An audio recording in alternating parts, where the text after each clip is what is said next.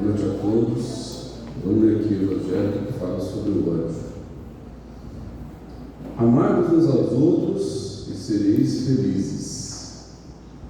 Fazei por amar aqueles que vos inspiram indiferença, ódio e desprezo. Essa parte que é difícil. O Cristo que deveis ter como modelo vos deu o exemplo desse devotamento missionário do amor. Amou até dar o seu sangue e a sua vida por nós. O sacrifício de amar aquele que vos ofende e vos persegue é muito difícil, mas é exatamente o que nos torna superior a esses que o odeiam. Se os odiais como eles nos odeiam, não valereis mais do que eles. Amá-los, essa é a substância que deveis oferecer a Deus no altar de vossos corações. Essência de agradável fragrância, cujos perfumes sobem até Ele. Mais ainda que a lei do amor nos mande amar indistintamente a todos os nossos irmãos, ela não nos livra o coração do convívio da ação dos maus. Essa é uma das provas mais difíceis. Mas Deus está presente e une nessa vida e na outra aqueles que falham na lei do amor. Não vos esqueçais, meus queridos filhos, que o amor aproxima de Deus e que o ódio nos afasta dele.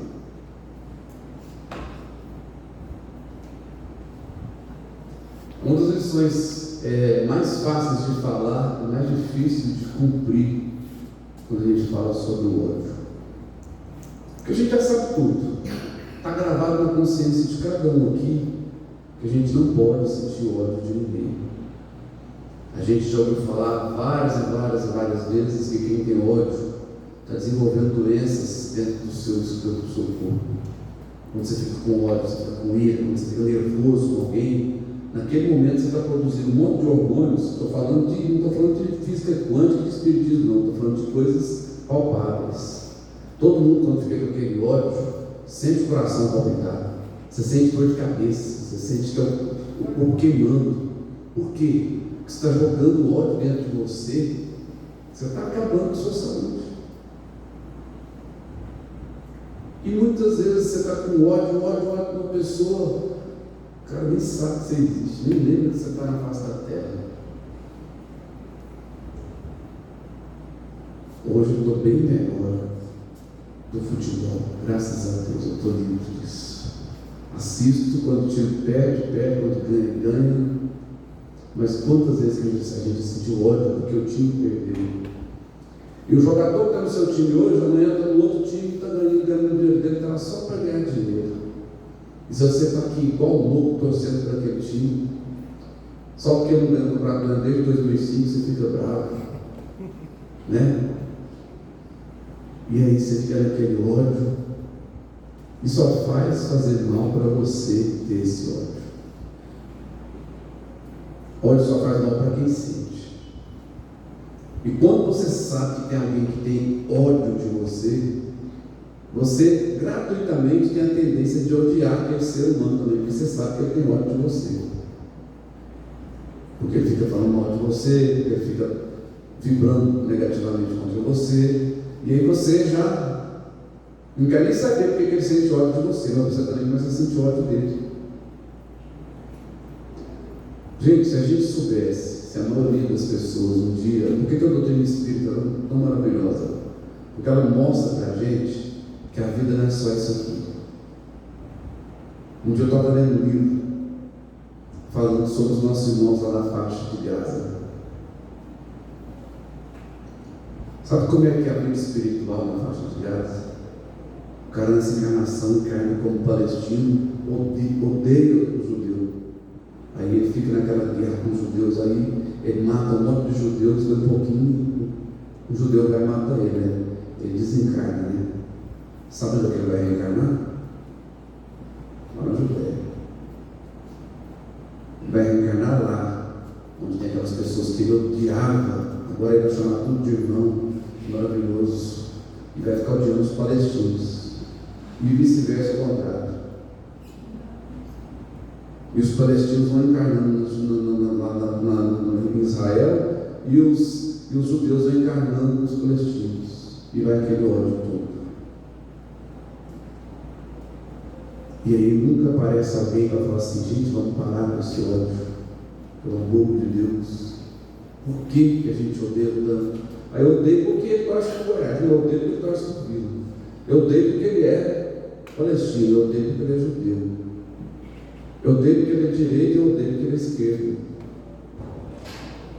E ódio não leva ninguém a lugar nenhum, a não ser as doenças. E a gente está aqui hoje para discutir isso, porque a gente sabe que às vezes é difícil você não sentir ódio, às vezes você sente ódio por coisas mais bestas do mundo. Você está no supermercado, o cara te dá uma cacetada no tornozelo, você olha para a cara do cara, esperando para ele peça desculpa, né? Porque o nosso orgulho ferido fala assim: pô, o cara me deu uma cacetada aqui. Tomara que a primeira peça desculpa. Aí você olha para o cara, você está ali com aquele ódio mortal do cara, o cara passou e nem viu o que ele fez com você. E você, com o seu orgulho ferido, fica chateado porque o cara nem pediu desculpa para você. Mas a dor maior está onde? Está no seu ego. A dor maior está no seu egoísmo, no seu orgulho de pensar que o cara te machucou e nem se pediu desculpas. Então a gente está lendo aqui sobre o ódio. O que é que fala no Evangelho segundo o Espiritismo? Se você odiar aqueles que te odeiam também, você está rebaixando ao mesmo nível que eles. É lógico que a gente não vai dar conta de amar quem nos odeia. A gente está numa escala evolutiva muito pequena. Mas esse é o nosso objetivo. Pelo menos a gente tem que pensar em fazer isso. Eu vim no mundo para aprender a amar. Eu vim no mundo para aprender a amar os que me amam e amar os que me odeiam também. Não estou falando que é fácil, mas é o objetivo de cada um de nós. A gente precisa amar as pessoas. Lembrei até uma música.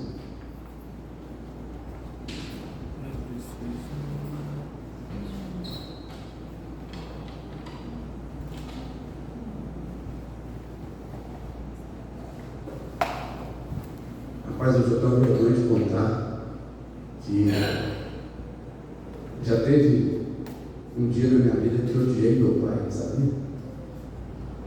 Porque eu tinha 13 anos, eu já era grandão com 13 anos, e eu aprendi a pilotar moto com um primo meu, sabe?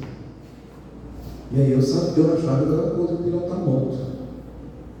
Aí quando meu pai descobriu que eu estava andando de moto, me deu uma taca e me proibiu de andar de moto.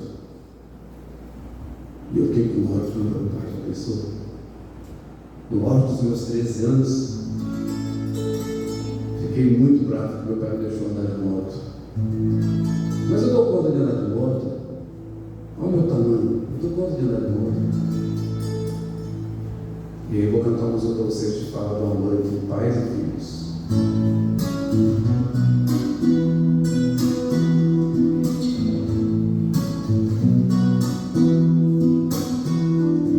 Santos e cofres, pálidos, turbadas, ninguém sabe o que aconteceu.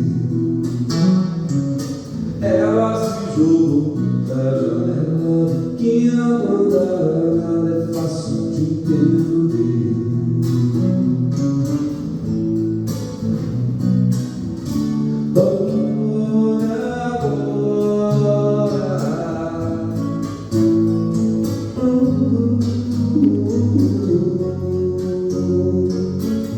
É só o vento lá fora que eu falo, vou fugir de casa, posso dormir aqui com vocês. Estou com medo, tive um pesadelo, só vou voltar depois das 3.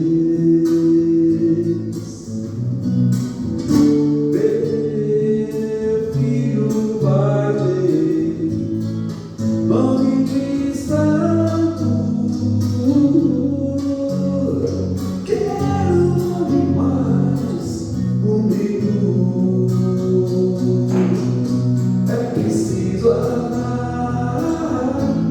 pessoas como se não houvesse amanhã.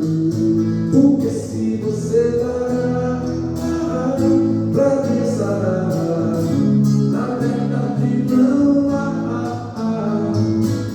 Me diz por que o céu é azul, explica a grande fúria do mundo.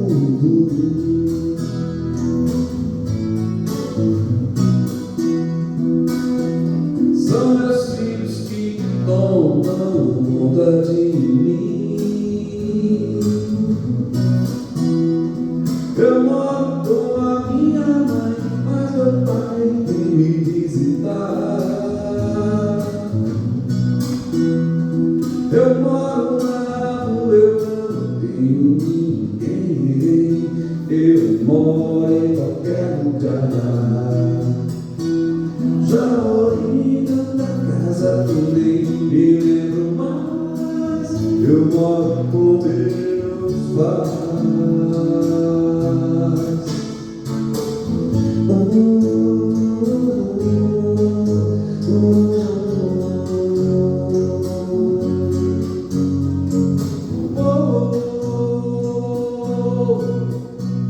É preciso amar as pessoas como se não houvesse amanhã. Porque se você parar pra pensar, na verdade não há. Sou a palavra, sou o grande alegria. Você diz que seus pais não entendem também, mas você não entende seus pais. Você culpa seus pais por tudo. Isso é um absurdo, porque são crianças como você, que você vai ser quando você crescer. Que você vai ser quando você crescer.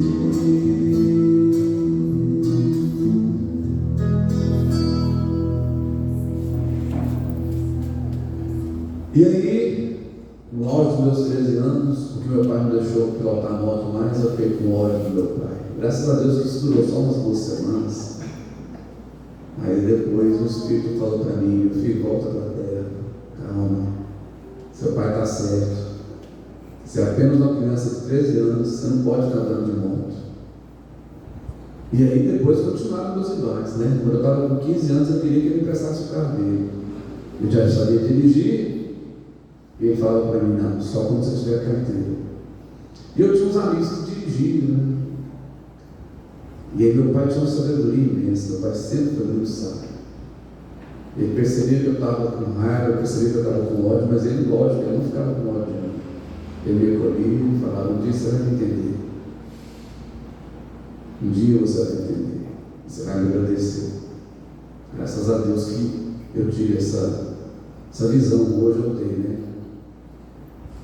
E o ódio só faz mal para quem sente, sempre. A pessoa para a qual você está tendo ódio, ela não vai ser atingida pelo seu ódio. O seu ódio só vai atingir você mesmo. Aquela pessoa vai ser atingida com o ódio que ela sentir por alguém. Aí a pessoa que erra comigo, a pessoa que erra com você, ele vai pagar pelo erro dele. Mas não é para você que ele paga para o mundo, para a consciência.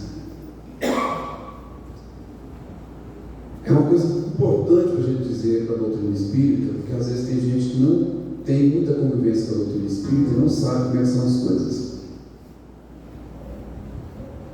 A vida não é aquela eterna lei de Damião. Você levou um tiro porque você deu um tiro. Você levou uma facada porque você deu uma facada. Não, não é assim. Tudo é energia. Então, às vezes você faz uma coisa errada, você não precisa necessariamente sentir que ela passar por aquela mesma coisa errada que você fez. Você vai passar por aquela energia ruim que você fez, se você não consertar o seu karma. Quando você faz uma coisa errada, tem duas maneiras de você desfazer esse erro. Uma maneira, sim, é pagando e sofrendo por aquilo que você fez. Mas não precisa ser necessariamente exatamente com aquele jeito. Quer dizer, você, uma pessoa que te trai, às vezes o que você está sentindo daquela traição é a dor que você causou em outra vida quando você roubou alguém, você foi desonesto com alguém. A dor que você sente quando sofre um acidente e às vezes perde um braço, perde uma perna, é a dor que você sente quando você fez uma coisa muito ruim com alguém que dilacerou o coração daquela pessoa ou que fez mal para aquela pessoa. Mas existe uma segunda maneira de a gente pagar pelos nossos erros que pouca gente sabe. Chama-se caridade. Trabalho pelo próximo. Quando você faz alguma coisa pelo seu próximo, mas viu aqui a Danila falando, está precisando de gente aqui no sábado para ajudar, para fazer o almoço fraterno, está precisando de donativos, porque a gente faz almoço fraterno, com arroz, com feijão, que alguém tem que pagar por ele. Muitas vezes as pessoas estão aqui falando, é bom dar um arroz, dar um feijão, mas você sabe quem é que está pagando por esse arroz, por esse feijão? Às vezes só os trabalhadores da casa que estão pagando e está apertado, né? Então, se puder me ajudar aqui fora, é bem-vindo, né? Eu quero até fazer Pode falar. uma sugestão. Pode falar. Se a gente colocar uma caixa na mesa de entrada e todo mundo puder trazer 1 litro de óleo de casa, um macarrão, um feijão, toda semana a gente vai conseguir ter cestas básicas no final do mês, com certeza, ou ajudar até no almoço. Então, eu queria fazer esse compromisso com vocês. A gente pode fazer essa dinâmica toda terça-feira.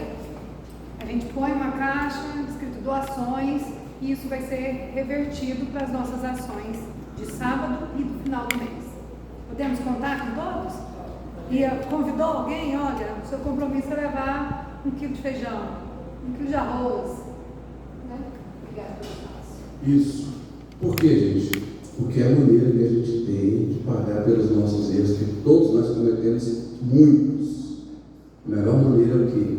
Fazendo o bem sem olhar a quem. Que hora que é o nosso almoço aqui no sábado? Meio-dia.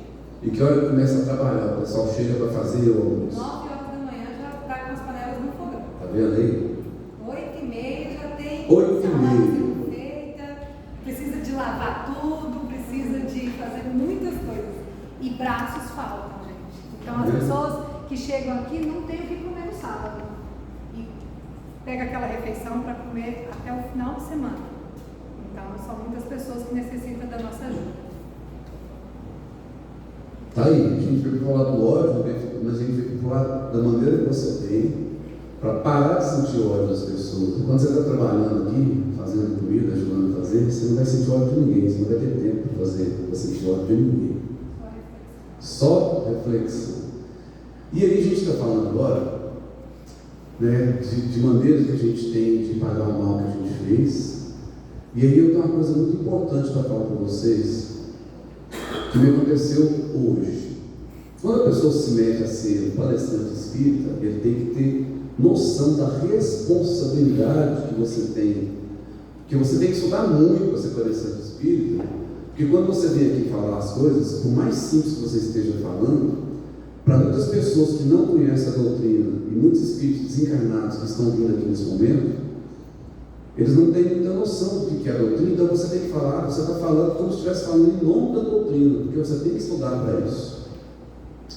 Hoje eu encontrei uma pessoa que é mãe de um menino com síndrome de Down. E aí ela viu, né, eu tinha colocado no meu status que ia fazer essa palestra aqui, e essa pessoa tinha acabado de me adicionar no WhatsApp, por questões profissionais, que eu sou músico profissional também. E aí ela viu que eu ia fazer a palestra aqui, e aí ela foi e falou para mim uma coisa bem doída que ela passou. Ela foi numa casa espírita com o menino dela, que é síndrome de Down, e aí o palestrante, naquele dia, estava falando sobre a lei de ação e reação. E o palestrante, a gente não pode ficar julgando as pessoas, mas é aquele negócio, você não julga a pessoa, você tem que julgar o erro, para que você não faça. Então, quando Jesus fala para a gente, não julgueis para não ser julgados, Jesus quis dizer não julgar a pessoa. Então, tipo assim, se eu vejo que tem um coleguinha aqui que está fazendo uma coisa errada, eu não vou julgar o coleguinha. Falar, fulano está fazendo uma coisa errada. Eu vou julgar o que essa pessoa está fazendo, então eu não vou fazer. Se eu acho que é errado, a pessoa está conversando e o outro está, na hora que está na conversa dele, ficar no celular, ficar conversando, atrapalhando a palestra, eu não vou julgar a pessoa, eu vou julgar o que ela fez para não fazer mais. Ok. Então, o palestrante estava falando sobre ação e reação. E essa amiga nossa estava lá com o filho dela de 11 anos, que é síndrome de Down. E aí o palestrante vai e me solta uma pérola dessa, falando assim: a pessoa que tem dificuldades intelectuais nessa vida é porque usou a inteligência para o mal na outra vida. A pessoa que tem um defeito dessa vida é porque ele fez coisa errada na outra vida. Primeiro que isso não é verdade, porque não é sempre assim. Primeiro que não é sempre assim. A gente tem que ver o seguinte: tem muitos espíritos que às vezes você vê está passando uma provação difícil, às vezes está com o corpo todo queimado, às vezes está na cadeira de roda, tetraplégico, às vezes ele tem a síndrome de Down, às vezes ele tem um autismo, e sabe que muitas vezes o espírito pediu aquilo. Tem espírito que é tão evoluído, que pede: eu quero vir nessa encarnação com a síndrome de Down, filho da fulana de tal e do fulano de tal, para ajudar os dois na evolução espiritual deles. Aquele espírito não precisa de nada de síndrome de Down, não tem nenhuma dívida para pagar, mas ele veio, tão espírito, tão maravilhoso que ele é, tão amoroso que ele veio com aquele pai, com aquela mãe, para ajudar aquele pai e aquela mãe. Ele veio para ajudar alguém da família. Então, mesmo se o cara estivesse falando uma verdade, não era a hora de falar, porque tinha uma criança lá naquele momento. Para que falar aquilo naquele momento que tem uma criança? Porque tinha uma mãe naquele momento. Então você tem que ter noção. Às vezes você vem para falar uma coisa, mas naquele dia, naquela plateia, tem alguém que não vai se sentir confortável. Você tem que ter essa perspicácia de saber o que você fala para as pessoas que estão lá. Minha amiga pegou um livro agora e deu aqui uma casa, né? Eu gosto muito de fazer isso. Às vezes a gente vai fazer palestra e a pessoa pede: qual vai ser o tema da palestra? Para já fazer a propaganda. Eu dou o tema quando a pessoa pede, mas eu gosto muito de fazer o seguinte: eu gosto muito de ir fazer palestra, pego o evangelho, dá para alguém da plateia e peço para abrir.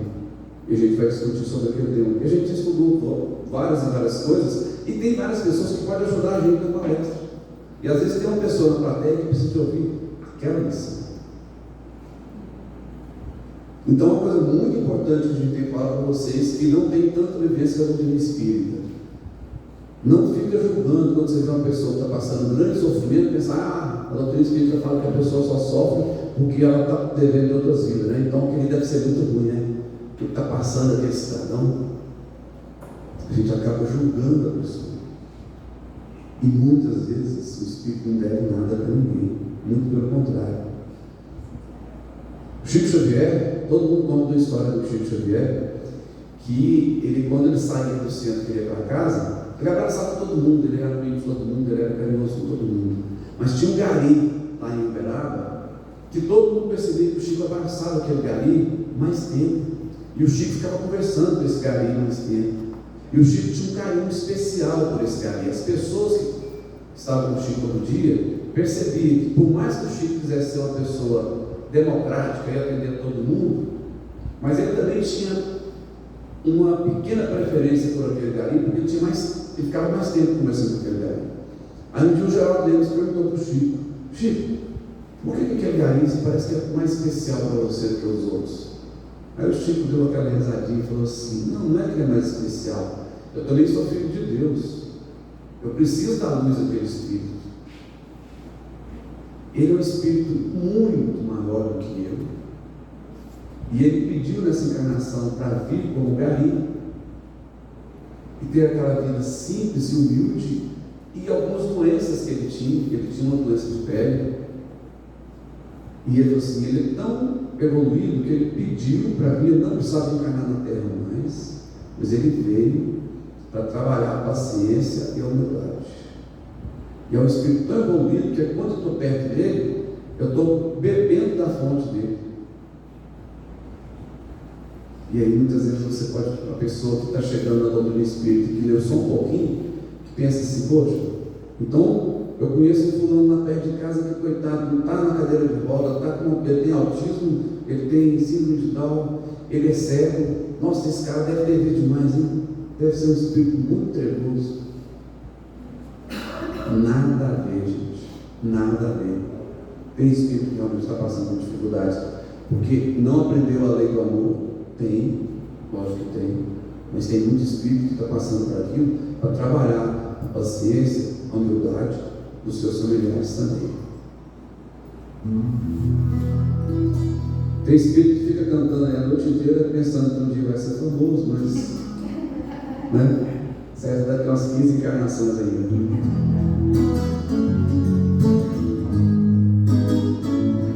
Essa é uma das músicas que eu mais gosto de cantar. Eu tenho andado tão sozinho ultimamente, que nem vejo em minha frente nada que me dê prazer. Sinto cada vez mais longe a felicidade, entre minha mocidade, tanto só eu merecer. Eu queria ter na vida simplesmente um lugar de mato verde pra plantar e pra colher. Ter uma casinha branca de varanda, um quintal, uma janela para ver o sol nascer.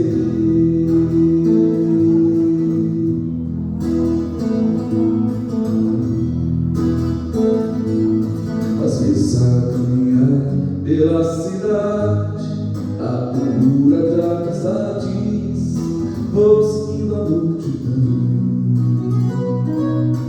mas me retraio olhando em cada rosto, cada um tem seu mistério, seu sofrer, sua ilusão. Eu queria ter na vida simplesmente um lugar de mato verde pra plantar e pra colher. Tem uma casinha branca de varanda, um quintal, uma janela para ver o sol nascer. Eu queria ter na vida simplesmente um lugar de mato verde pra plantar e pra colher. Tem uma casinha branca de varanda, um quintal, uma janela para ver o sol nascer.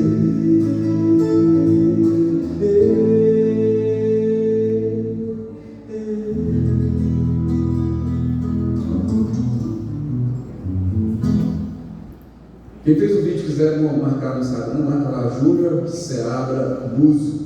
Aproveitar que eu estou ao vivo aí na nossa live, depois já está no YouTube, para passar no Instagram para as pessoas que quiserem conhecer o trabalho como músico mais profissionalmente. Júnior Seabra Músico.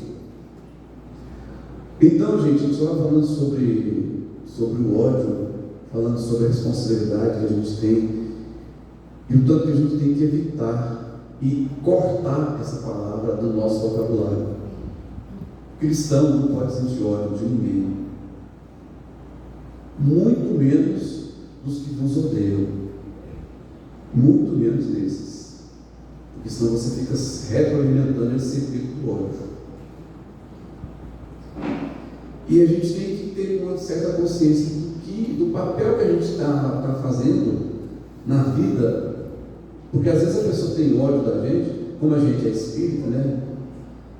A gente sabe que muitas vezes o ódio, a repulsa vem de outra encarnação. Eu tenho um caso de uma amiga minha que é uma coisa incrível. 2 filhos, e o filho mais velho veio, ela amamentou, ela acariciou, ela acolheu. O filho mais novo, quando ela viu o menino na maternidade, ela sentiu uma repulsa. Mas é mãe, né? Ela sentiu aquela repulsa, mas é mãe. O leite dela secou, gente. O peito dela secou, ela não sabia por quê. E o médico não sabia por quê. E o menino também, quando colocou o peito na boca, a boca no peito dela, refugou o peito dela. Quando me contaram isso, o menino tinha 5 anos. E aí, eu pensei cá comigo e falei só com outra pessoa, sem falar nada para a pessoa da família. São espíritos inimigos que vieram como mãe e filho, e a repulsa já começou a vir na hora da alimentação. Infelizmente eu estava certo. Infelizmente eu estava certo. Os dois se pegam até hoje, e nenhum dos dois tem a humildade de, mesmo a mãe, com o amor de mãe dela, é lógico que ela tenta mais, é lógico que ela procura mais, mas ela também procura da maneira muitas vezes errada. Porque o ódio que eles têm um do outro é uma coisa triste de se ver. E eu já tive a oportunidade de falar comigo, não adianta, vocês dois se odeiam, se não aprender a se amar, vai ter que vir de novo como marido e mulher, vai ter que vir de novo como mãe e filho, vai ter que vir como irmão e irmã. E aí eu contei uma história, mostrei uma história que está na revista Espírita, lá de 1966, 67, de umas irmãs que tinham em Minas Gerais, que nasceram as 2 irmãs no mesmo corpo, com 2 cabeças. Né? O ódio entre elas era uma coisa gritante. Mas a única maneira que Deus arrumou de colocar uma perto da outra, e uma não queria matar a outra, eram 2 cabeças no corpo só. E elas viveram durante quase 30 anos. Imagina que triste o ódio que você sentiu da pessoa que está aqui no seu corpo. Imagina. Esse é o futuro de quem não consegue se perdoar. Então a gente está falando de ódio, né? Deixa eu fazer uma música aqui para ficar mais leve, porque isso ficou pesado.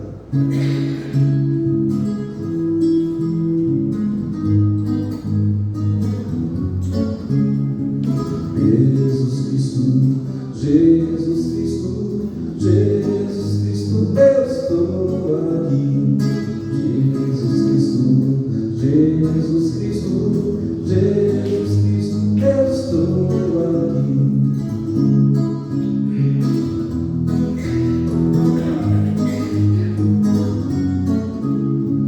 Vejo uma nuvem branca que vai passando, olho pro teto, vejo uma multidão que vai caminhando. Como essa nuvem branca, essa gente não sabe aonde vai. Quem poderá dizer o caminho certo é você, meu Pai, que é Jesus Cristo, Jesus Cristo, Jesus Cristo, eu estou aqui. Jesus Cristo, Jesus Cristo, Jesus Cristo, eu estou aqui. Olhando a flor que nasce no chão daquele que tem amor, olho para o céu e vejo crescer a fé no meu Salvador. É meu desejo ver crescendo sempre essa procissão, para que todos cantem na mesma voz essa oração que diz: Jesus Cristo, Jesus Cristo, Jesus Cristo, eu estou aqui. Jesus Cristo, Jesus Cristo, Jesus Cristo, nós estamos aqui.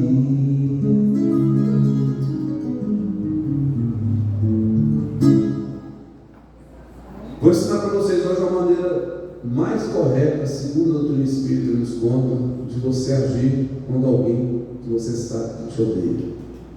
Não é fácil também não.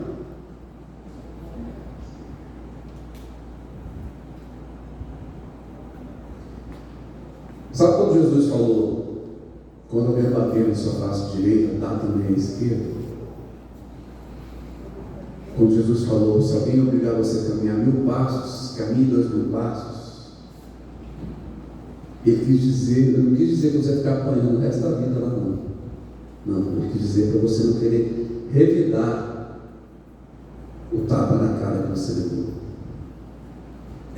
Dar da meia direita é simplesmente você não revidar. Não é ficar apanhando o resto da vida. É você não revidar, não odiar. Então você sabe que alguém que te odeia, o fulano vive falando mal de você, você sabe que ele te odeia, não perde a oportunidade para desejar o mal para você. O que você faz? Reza pelo fulano, pede pelo fulano. Não retroalimente o ódio com o fulano, mas também não fica tentando ser amiguinho do fulano, porque não adianta. Você não vai conseguir ser amiguinho dele, não confie nele, porque ele vai querer te fazer mal. Então trate ele com dignidade. Fala, sei que você tem raiva de mim, você tem ódio de mim, se eu te fiz alguma coisa, eu te peço perdão. O dia que você precisar de mim, eu vou te ajudar de coração. Mas cada um segue seu rumo, eu não preciso ficar bajulando ninguém. Mas seja para a pessoa e fale para a pessoa que você não odeia ele. Reza por ele. Peça por ele. Peça por ele. Reze sempre pelos seus inimigos. Todos nós temos muitos inimigos espirituais. Reze por eles. Está tempo de contar a historinha? Para você ver como é que é a história do ódio. Muitas vezes depende de você também tomar a iniciativa, de você parar de retroalimentar o ódio e deixar a pessoa te odiar para lá. Se fulano quer me odiar, o problema é dele. Eu não vou odiar ninguém. Eu vou fazer a minha parte. Camarada apaixonado pela esposa, pelas noivas, ele queria casar com ela, mas ela falou para ele assim: só caso se minha mãe morar com a gente. O cara amava demais, né? Ele aceitou, velho. Ele aceitou. E a fé era difícil. A fé tinha um ódio dele, os dois eram inimigos de outra encarnação. E tudo que ele falava ou fazia estava errado. E tudo que ele pensava estava errado. E a velha falava, a velha reclamava. E ele naquele ódio daquela velha, e os dois naquele ódio um do outro. E também ele ficava com ódio da velha, a velha com ódio dele. E a vida deles era difícil. Mas ele amava demais a esposa. Ele tinha que conviver com aquela velha. Aí um dia ele ficou sabendo que tinha um raizeiro na cidade. Olha o que o cara pensou, gente. Vou no raizeiro pegar um veneno dessa velha morrer. Não aguento mais. E ele foi no raizeiro. Foi no raizeiro, chamou o raizeiro, explicou a situação. Como é que faz? O senhor tem que me ajudar. Eu sei que o remédio, a diferença do remédio para o veneno é só a dose, né? Então, do jeito que o senhor tem remédio aqui, o senhor tem veneno também. Aí o raizeiro falou para ele: olha, a sua situação realmente é difícil. Mas eu sou um raizeiro da cidade. Todo mundo viu que você veio aqui. Se a velha morrer daqui 1 mês, 2 meses, todo mundo vai saber que eu te dei o veneno. Vamos fazer o seguinte: nós vamos te dar um remédio, um veneno que você vai passar dela todos os dias. Eu sei que ela tem um filtro lá no quarto dela, que ela já veio aqui para pegar umas coisas, e ela tem um filtrozinho daqueles de barro lá no quarto dela. Todo dia, na hora que ela sair, que a velha trabalhar, e você, antes do seu trabalho, você vai lá no filtro dela e vai pingar 3 gotinhas desse veneno aqui. É um veneno poderoso, mas ele precisa ser aplicado todos os dias durante 1 ano. E aí o cara fez. Todo esse plano, ele passava lá, pegava aquele veneno, aquela coisa que o cara passava para ele, fazia um chazinho. A hora que a velha ia embora, ele ia lá e pingava.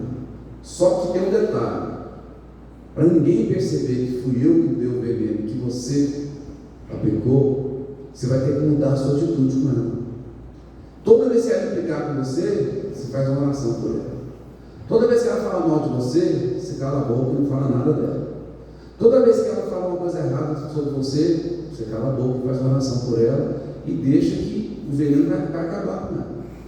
Mas você muda a sua postura com ela. Para de ficar com ódio dela.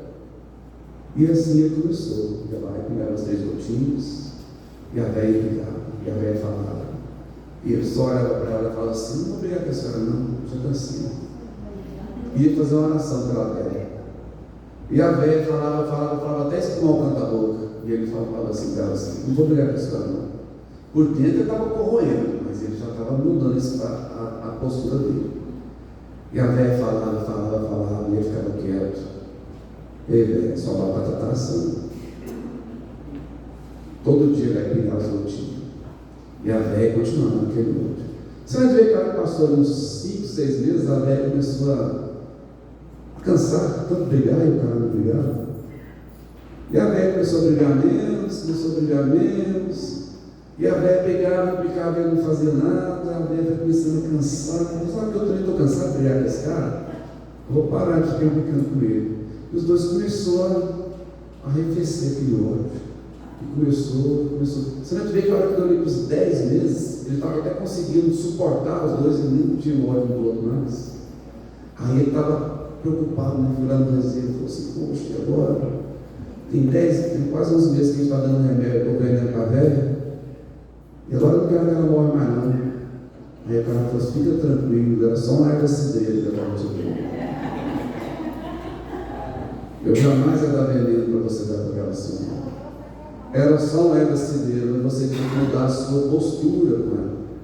Porque o seu ódio por ela e o ódio dela por você estava um alimentando o outro.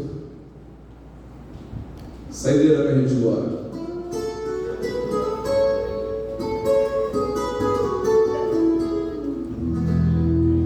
Aí depois que terminar essa música a gente já vai fazer o encerramento, tá?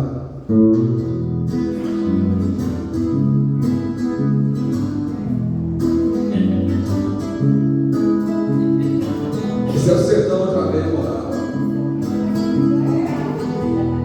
Nunca vi ninguém viver tão feliz como ele no sertão, perto de uma mata e de um ribeirão, Deus e eu no sertão. Casa simplesinha, rede pra dormir, de noite o show do céu, deito pra assistir. Deus e eu no sertão.